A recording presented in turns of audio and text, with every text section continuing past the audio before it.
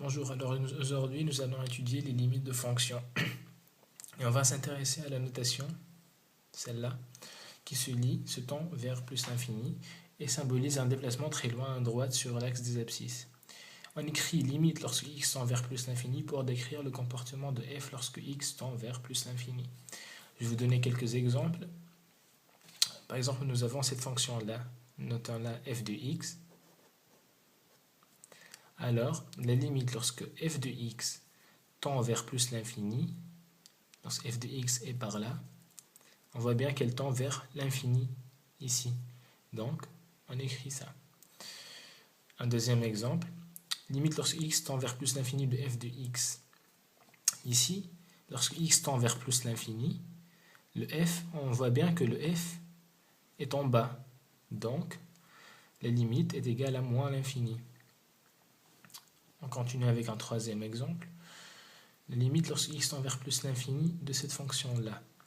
Vous voyez bien que la fonction, lorsque x tend vers plus l'infini, lorsque x est à droite, cette fonction tend vers 0, vers l'axe des abscisses. Donc, la limite lorsque x tend vers plus l'infini de f de x est égale à 0. Je vous ai préparé un quatrième exemple. Ici, vous voyez bien, lorsque x tend vers moins l'infini, on va s'intéresser à moins l'infini pour le moment. Lorsque x tend vers moins l'infini, c'est-à-dire vers la gauche, vous voyez bien que la fonction est en haut. Elle tend vers plus l'infini donc. On écrit alors, limite lorsque x tend vers moins l'infini de f de x est égal à plus l'infini. Un dernier exemple, juste pour m'assurer que vous avez bien compris.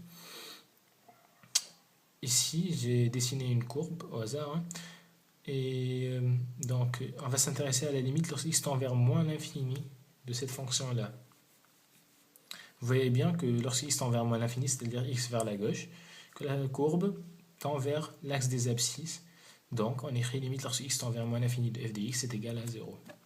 Voilà. Maintenant, on va s'intéresser aux principales limites. Les principales limites des fonctions connues. Je vous ai préparé 3. La fonction carré, la fonction cube et la fonction inverse. F de x égale x au carré, f de x égale x au cube, et f de x égale 1 sur x. Alors, on va s'intéresser à la première. Ici, vous voyez bien dans la courbe que lorsque x tend vers plus l'infini, la fonction tend vers l'infini. Et que lorsque x tend vers moins l'infini, la fonction tend encore vers plus l'infini. D'où la limite lorsque x tend vers plus l'infini de f de x est égale à plus l'infini. Et la limite lorsque x tend vers moins l'infini de f de x est égale à plus l'infini. Pour la deuxième, la fonction x au cube, la limite lorsque x tend vers plus l'infini de f de x, ici lorsque x tend vers la droite, vous voyez bien que la fonction tend vers le haut. On écrit alors limite lorsque x tend vers plus l'infini de f de x est égal à plus l'infini. Et vous voyez aussi que lorsque x tend vers la gauche, vers moins l'infini, la courbe de la fonction tend vers le bas. Donc on écrit la limite est égale à moins l'infini.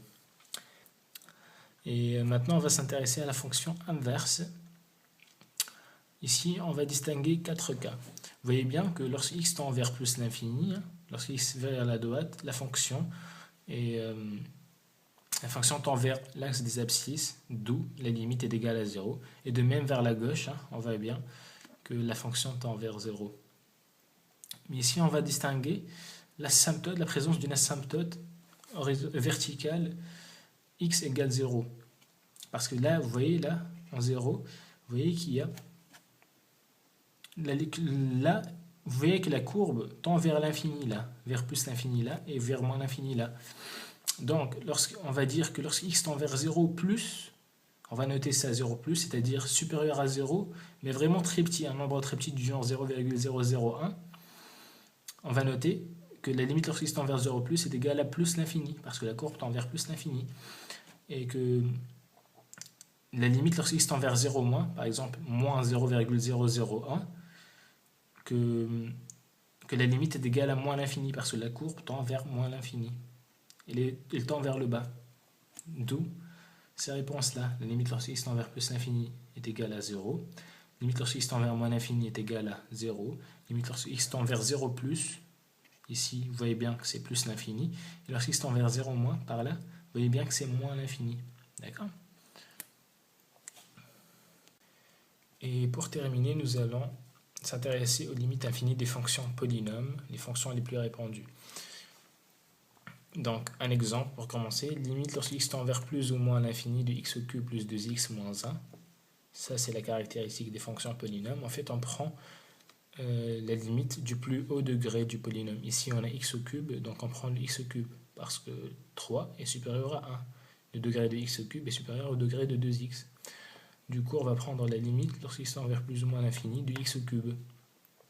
Ce qui va donner limite lorsqu'il tend vers plus l'infini de x au cube plus 2x moins 1 est égal à limite lorsqu'il tend vers plus l'infini de x au cube est égal à plus l'infini. Et pour moins l'infini, ça va être égal à moins l'infini. Voilà, merci d'avoir regardé cette vidéo. J'espère que vous avez compris ce cours et je vous dis à la prochaine. Bye.